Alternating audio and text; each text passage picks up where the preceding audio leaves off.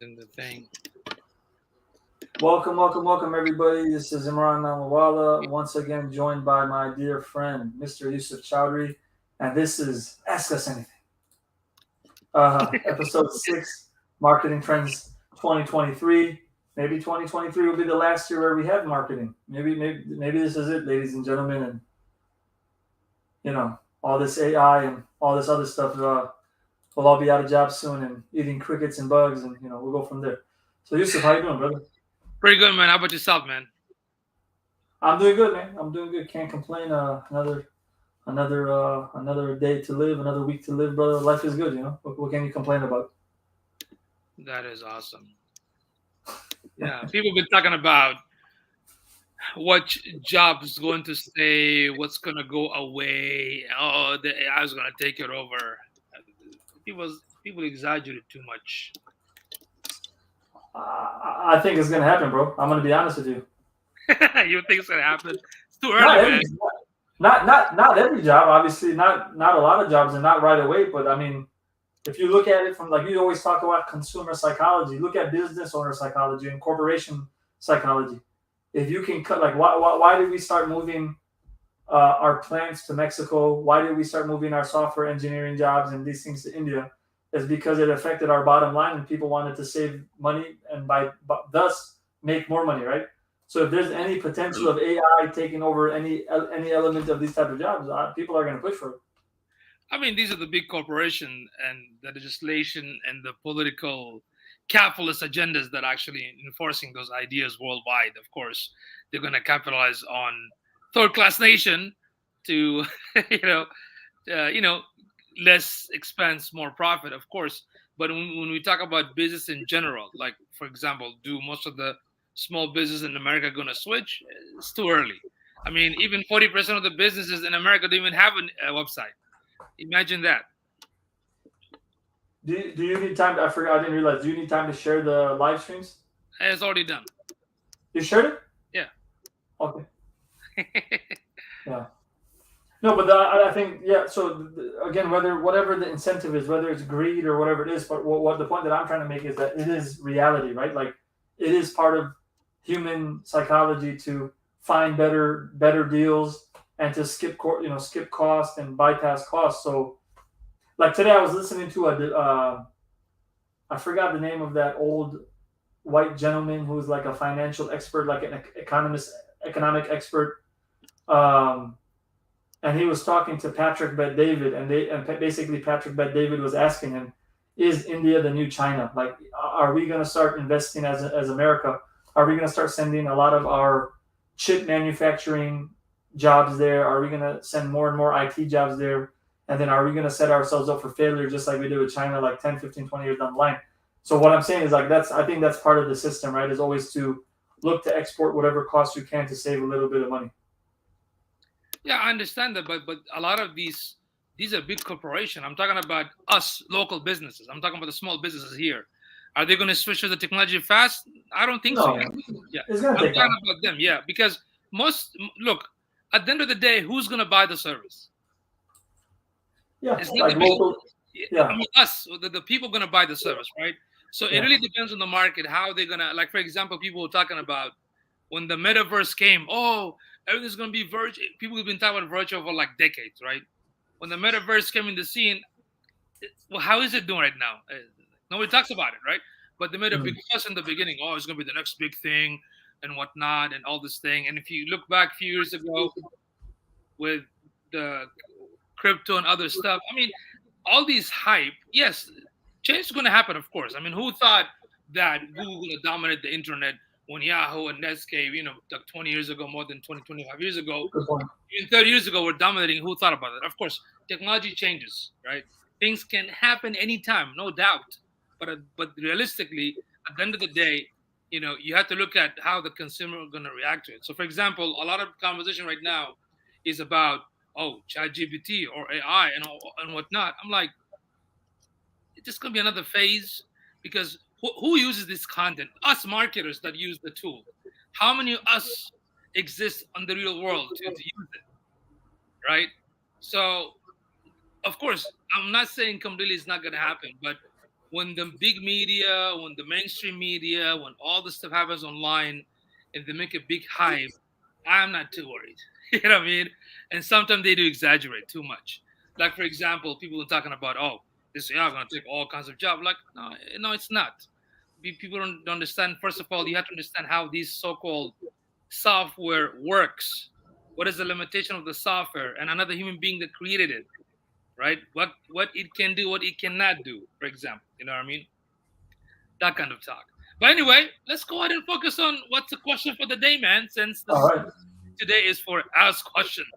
So let me get to the first question. The first question is, I'm just starting social media marketing, and I have my first client, but he said he doesn't want me to use Facebook ads to use Facebook ads to organic for the first week, or I guess he wants to do like organic marketing for the first couple of weeks and not to use paid Facebook ads. What's your opinion about that? Well, I mean, okay, so that is up to your client. If he doesn't want it, if he doesn't want to run the ad, what do you want to do? Here's the thing: if a client knows exactly what they want, maybe they're doing very well in their business, but the branding is not that good. Maybe they want to focus like a 6 month, a year, or a 2 year strategy where they want to build the brand, the name of the brand itself, and that can be done, of course, organically, and then that's going to take some time. If your customer doesn't focus on conversion, doesn't focus on sales and whatnot, that's okay. But you, as a social media provider, when you provide such service, right, whether it's organic social media marketing or the advertising, you have to ask those questions to your client. Like, what do they want? Do they want to make more sale? Do they want to get more phone calls, more booking an appointment, and so forth? Based on what they want, then you're going to provide the service. Then you're going to tell them, okay, if you want the phone call quick, Facebook advertising or Instagram advertising will be the best option to try it to see how that functions, right? So it's really up to your customer. If your client doesn't know anything, then it's your job is to educate them. Like, what's the benefit for them? Because at the end of the day, you need to make sure that they are generating profit so they can pay you. Otherwise, what's the point of them hiring you, doing some work, and you don't know whether they're making profit or not? Eventually, they're gonna let you go because they don't know how to manage it. Make sense? Yeah, yeah. I think the thing that came to my mind was what kind of what you ended with was, I think the first question for me is, why were you hired? Like, why was that person hired? What was the intent of them getting hired? Exactly. And I would say, as a business owner, look, if you have a flexible client and they're saying do only organic marketing and don't use any paid ads, and you feel like they're going to be tolerant and they're going to give you time and they understand that this is going to take some weeks or months for whatever objective they have to be reached, then just listen to what they say and let them smooth into the process. But if you know they're going to put your feet to the fire and they're going to hold you accountable right away, that's where I would maybe put my foot down and say, look, I've done the research, and this is why I'm saying you need to use paid Facebook ads if that is in fact the best thing to do. Yeah, excellent. So, Beautiful, beautiful, beautiful answer. Exactly. thank you, brother. I know, brother. I know I am. So, so should we move to the next question? What's the next question? I started a new business software widget to make websites ADA compliant to avoid lawsuits. How can I best utilize Facebook ads? Oh, that sounds really interesting. Okay, so this is very, very awesome that, especially with the AD compliancy. Well, first of all, I believe there's a non-profit organization. Let's see, what is it called? I forgot the name. Accessibility U, I think. I met them in a couple years ago before the pandemic in South by Southwest. It's a non-profit organization that basically they help government agencies and marketers like ourselves, like the advertising agencies and digital marketers, how to basically utilize the accessibility factor. So I forgot the name. I don't know, is it Accessibility U or something?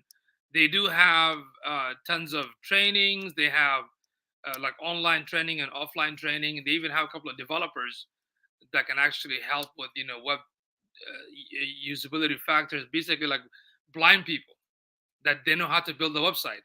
In fact, I even me and my business partners we actually met one or two at the event in Austin, and it was amazing. Like the stuff that you never think about, as a designer or a web user, it won't come across to your mind. Like for example, if you have a form on the website, you have to make sure that when you use the tab button on your keyboard, when you click the tab, it has to move from one box to another, right? If the website says, you know, adding the captcha, for example, if you say like 1 plus 2 equals to whatever and enter that number, to us it looks like okay, we can read it, but for people that are blind, the software need to read from the back end what does it say.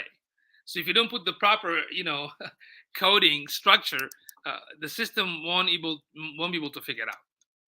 You know, so first thing I would advise you that is because there are free sites, for example, wave.webaim.org. This is the one that a lot of attorney uses it to basically sue people. Okay, it's completely free. So if you made this widget software, there's a company called, I think, Tenor. There are 5 or 6 companies that I know that already provide this service. So you might want to, get in touch with them and see if you can sell it to them, or collaborate with them. Okay. The second thing is some of them actually are running Facebook ads. So you can check and see exactly how they're running it, what kind of ad copy they're using it, what kind of images they're using it. So then you can, sell it to your specific audience. Does that make sense? So the reason I'm saying this because the technology is not new; it's already there. If you have a website that is built on WordPress, guess what? There's a plugin for that too that does all the stuff, to basically make sure the website is, what do you call it, AD compliant.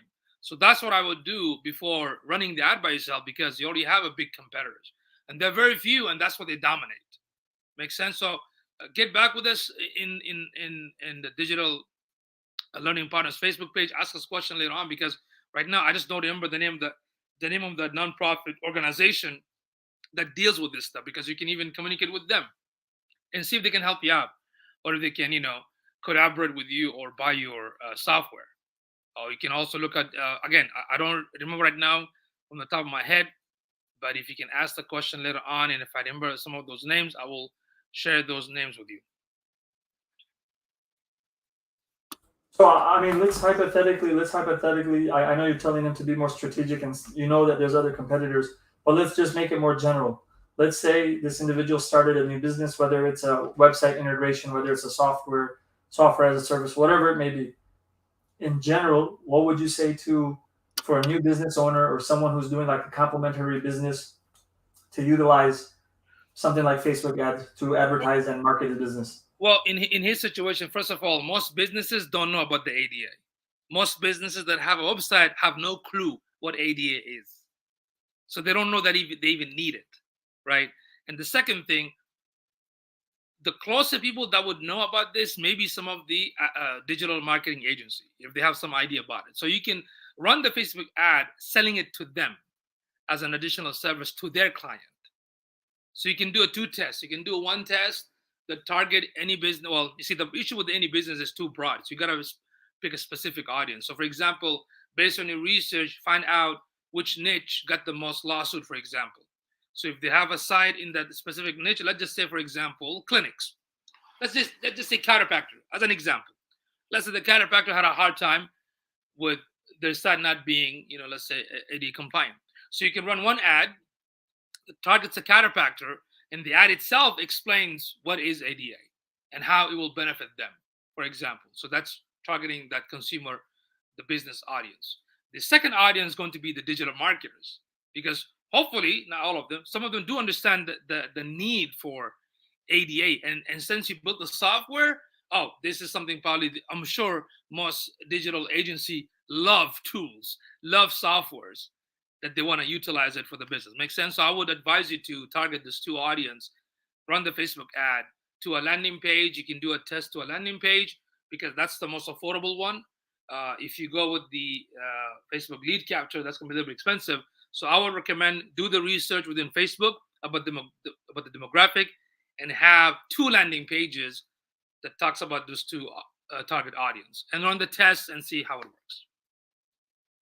Thank you. Okay, and the next one, how do I find good non-copyrighted music for YouTube videos? So what I know is, I mean, there's a lot of services now that offer this. There's a lot of services where you can download stock footage and stock music that is you get where you get all the copyrights for plenty of websites. Even a lot of these like online software as a service video editors have templated music on there. And then I know if it's for like an educational YouTube video, Uh-huh. I can't remember the exact details, but there's more leniency if you use copyrighted material. Some people say if you put in the description this is for like fair use, or there's like Yeah. a certain like code or description that you can put in, that it makes it much easier. But I know there's a lot of different websites that allow you to download this uh, non-copyrighted material. Just Google, Mhm. see which service has the best type of music that you want, and go from there. What do you got to say, brother? Yeah, that's excellent advice, and especially when you mention about those websites, like for example, if you go to themeforest.net, which is a bunch of themes for WordPress, but they do have a section called, if I remember, Video Hive, I think, Video Hive or Video Hives. They have video visual, but they also have. I'm sorry. Video Hives for the visual. I think Jungle something. So when you go to Theme Forest, they basically sell those. You have to buy them basically anywhere between $5 to $10 a theme, right? A song, for example. Now YouTube itself has, what do you call it? Free music that you can use on your videos. I don't know if you knew that. YouTube has that feature. When you upload the video, you can actually Correct. use some of those music Yes. for free. Yeah, for free. But Yeah. if you want to avoid, like how Imran said, you can say, for fair use, whatever. And if you cannot find the free options, then the third option will be is to buy it from these sites. Like like I said,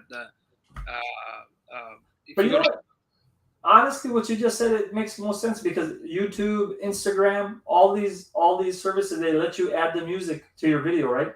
So I think that's the best way to go, man. And then when you do that, it actually gets attribution. but there's one Like problem. There's one issue. Let's say, for example, you use the music from Instagram Reel, because they have a feature you can use the music within the Instagram when you use the Reel, right? When you download that clip and upload it to Facebook, Facebook will block it, even though it's from the same company, because the platform don't recognizes it. Does that make sense? So if you use the free music, let's say YouTube provided, then keep it within YouTube. If TikTok gives you this free music, keep it within TikTok, because you but never that's, know which platform going to allow it and which don't.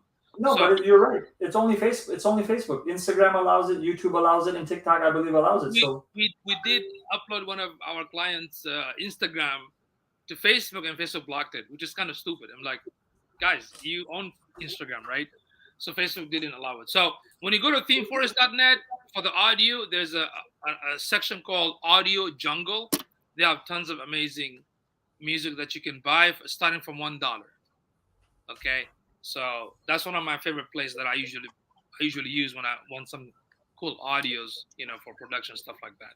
So audiojungle.net has a variety of awesome music. okay, we got a good question here from Mr. Rob Saunders. To grow locally, how would you start? Mr. Rob, my man, how you doing, sir? It's been a while. This is one of my clients right here. How to grow? Oh, we even have Charles in the house. To grow locally, how would you start? Excellent question. Well, again, depends on your business. If you have a brick and mortar, you definitely have to start with the Google My Business page, plus any of the local listing sites, like Yellow Pages, Facebook. I even heard that the Yahoo is offering new similar service to that. And I always mention in my workshop, go to moz.com/local, into your business address, and see which of the local listing you are claimed or not. Now, if you don't have an actual office, I don't recommend using the home. But if you do, there's an option to hide your home address and keep the taxes in San Antonio. But I recommend that you should have a business address. Whether if it's a virtual, you got to be very careful, because the new update right now, the Google My Business page will not take addresses that is virtual or co-working. So even if you sign up with a co-working space, you have to ask the owner to see if they will allow you to use the address with an additional number for, let's say, an office. right? So that's the workaround. So if you have a co-working space with an office number, then that's what I recommend that you should use, and you can select which area you want the customer to find you. So for Rob, for example, if you want to target the La Cantera area and Stone Oak, because these are the fancy rich area here in San Antonio, plus the Alamo Heights. If you want to focus on those areas for your clients, then you need to find a business address that somebody can either a company that offer co-working space or a business address that will allow you to do that. Use that and set up the local listing, because especially Google My Business page is free. So when the customer look for you based on the location, based on the mobile device, based on the address, you will show up, right? Then secondly, um, when you build a website, if you want to focus locally, then all the optimization within the website talks about, let's say, San Antonio financial services. Everything is about that locality, right? And all the content address that local area and local residents and local audience when you optimize it. So when you have the content, it's going to be also for that. Then of course the social media and so forth. Excuse me. So these are all something you can do by yourself. Now, and these are all organic. Now, if you want to invest a little bit of uh, money to run ad and see how that works, because when you run the ad, you can also focus and on a specific zip code. You can focus on a specific area within the map and run the ad and see how the customer can find you through that. Okay, that is my answer, Rob. I haven't forgot about your email. I know we talked about it. I do apologize that I haven't got back with you, but let me check tonight and see what my team are doing with that email that you sent a while back. Okay? Thanks for the question, Rob. And then the next question, we've already addressed this, so maybe we can just quickly touch upon it. But Charles, we're going to give you going to take away points, brother. You were not. I think you were not at our previous sessions. Will copywriters become irrelevant with ChatGPT? I'm just going to highlight what Yusuf said in the beginning. In his opinion, he says no. I would say no. I tell you why. Because again, you have to understand what is ChatGPT. Like, what is it? How it's built? How it's programmed? Right? It started back in 2008. The developers of ChatGPT basically trained the software all the way to 2021 to all these resources. So they trained it, right? The thing with the so-called, they call it AI to make it sound fancy and nice, but remember, a human being made it. Nobody can be smarter than the human being. Okay. The second thing is that the ChatGPT doesn't have emotion. The ChatGPT does not create content. It is not creative. It is not imaginative. It was trained in the information, and just like Google, spitting information out. That's it. But it's not trained. Because if you ask ChatGPT right now, who's what is that question about the House of, what's it, the House of President, the Nancy Pelosi, whatever? I think she left, right? So, so the ChatGPT still said it's her. So the point is, excuse me. The point is, there's certain things that AI cannot do. I know a lot of these Terminator and movies and sci-fi movies. Oh, AI's gonna take her over. I'm like, right? I'm like, listen, human being, the most amazing machine is our mind, created by Allah subhanahu wa ta'ala. I say that, right? It's the most amazing thing that the God made, this mind that we have. You cannot beat that.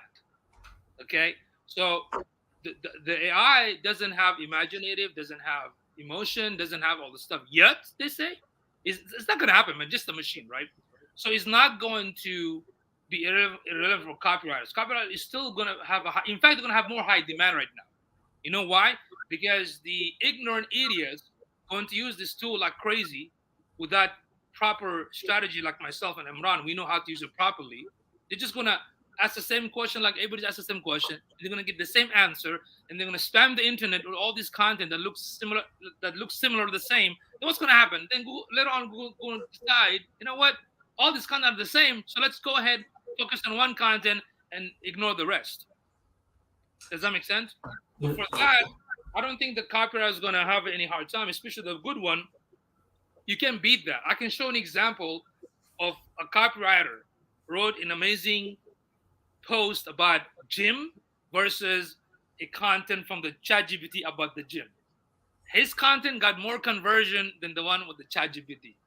There's a reason behind that. Why? Because the human element is still needed. Does that make sense? So that's my It take. sounds like some type of autonomous intelligence discrimination, brother. I feel like I don't know, man. You better be careful, bro. Chat GPT is gonna come up with its own defense and take you to court, bro. I'll be back. Let's see here, Rob. What did you say? Things are returning to normal. Hope you keep these up. Yes, I was planning to start doing some local workshops, so I'll keep you posted on that one too, so we can do what we used to do like way back. You use the Venture Point or some similar name that has the office. You can use, yes, of course, Venture Point. Right now, amazingly, I'm in San Antonio right now. We have so many co-working spaces besides Venture Point and Geekdom, Venture X. Now there's like Tintonic. There's so many popping up. If you go to San Antonio Startup.com or .org, there's a list of all the co-working spaces in San Antonio that you can check it out. Awesome, awesome. So we got no other questions, brother. Maybe a couple more minutes, and then we'll yeehaw it out of here. Yeah. so so that's the thing. But again, as a marketer, of course, we love technology. We love the tools. Why?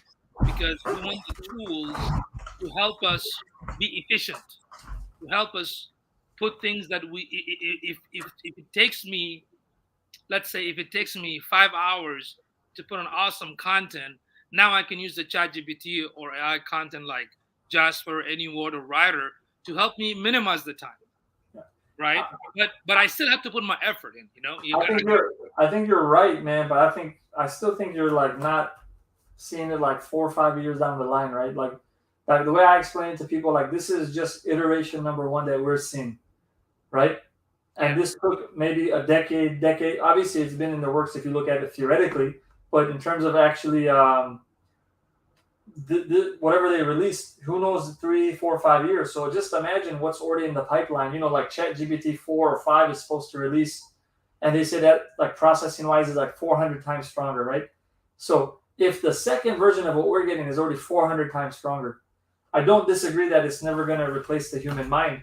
But if it can get as close to possible in replicating the way humans think or automating our processes, then for a lot of people, yeah, it's definitely going to affect their. Did you see that Chat GPT passed level 3 of Microsoft's like coding exams to yeah, qualify for $175,000 a dollar a year job?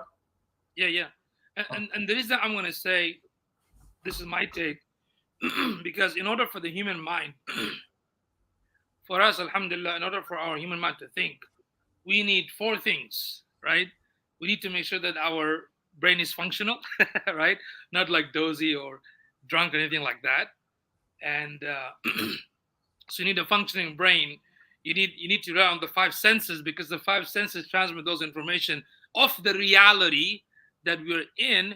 And of course, whatever our mind is programmed by the creator, again, is programmed in a certain way to function. That's how the mind works. And because of that, I don't think the AI will ever take that. Man, Because that's I'm going to program the AI to do certain things. I'm going to program. If I was a programmer, I'm going to teach the AI to learn certain things, right? But that thing can happen in sci-fi. Now, in terms of job, of course, when I was talking to one of my mentors, he actually did take an extensive research and actually study in the AI.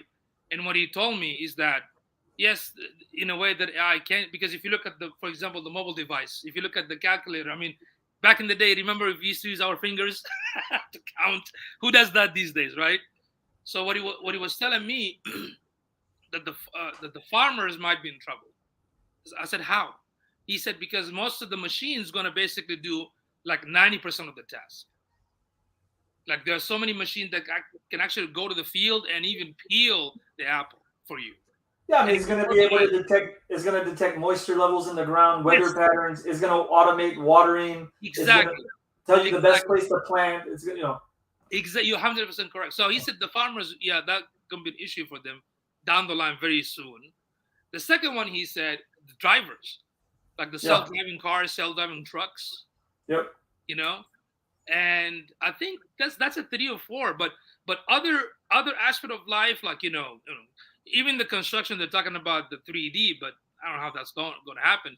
But there are things, still there's a need for human being. Makes sense? And I understand what you're saying. What you're trying to say, like, look, technology is always advancing, always evolving, right? Always like moving up. So you gotta balance yourself. You cannot be like completely, no, it's not gonna happen. At the same time, you can't even say, oh, it's gonna happen. You gotta be in the middle. Just make sure that throughout your life, you know that things change. Like, who thought about Tesla? I mean, everywhere there's a Tesla right now, electric car. Who even thought about that? They're everywhere. They're everywhere, right? I mean, at least in Texas, they're like everywhere, bro. Right? I'm like, God damn. They're literally everywhere, man. I'm like, Yes, yeah, that's crazy, man. they're everywhere, bro. I'm there everywhere. But and good. Don't get me wrong. I love technology. Don't get me wrong. I love technology, but I'm also very realist, and I look at the data. I do, different, and of course I could be wrong too. I'm not always right, but this is my take. What is Rob saying here? But ChatGPT can be emotive. Yeah, yeah. Can project sound like it will put out endless boring boring content.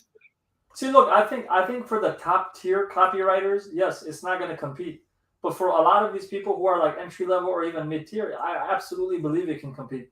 Oh yeah, yeah, Uh, yeah, yeah. Of course, because for those one one guy would ask me that I'm young, I'm doing this service, but when I try to like market it, I'm stuck. I said, go to ChatGPT, ask that question.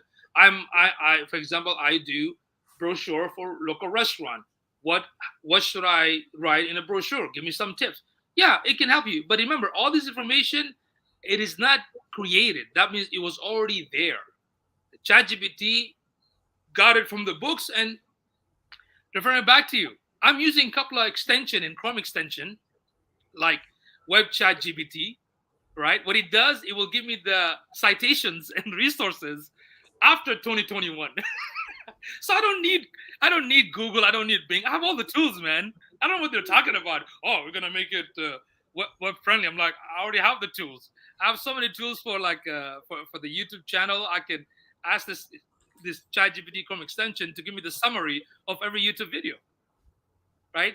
Time efficiency makes sense. It makes it easier, but it will be beneficial for people like me and you because we understand how marketing works. Does that make sense? If you have no knowledge of, I don't know, some sort of arithmetic algorithm, mathematic equation, if you have no knowledge about it, even if you ask that question and you get the answer, how would you know this correct or incorrect? Like, for example, coders, programmers, they know coding. So when they ask ChatGPT to help them with some coding, they can find the mistake by themselves and they'll fix it. But for a person that doesn't know coding, oh, I'm gonna make a mobile app. Let me just ask the ChatGPT, make an app like this.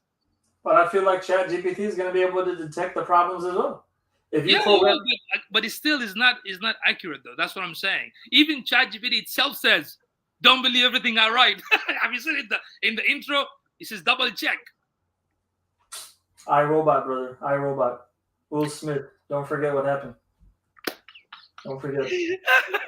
That's a good example. But man, this is I'm at my stop, brother. So I think we went through all the questions. So I want to thank Mr. Charles, Mr. Rob.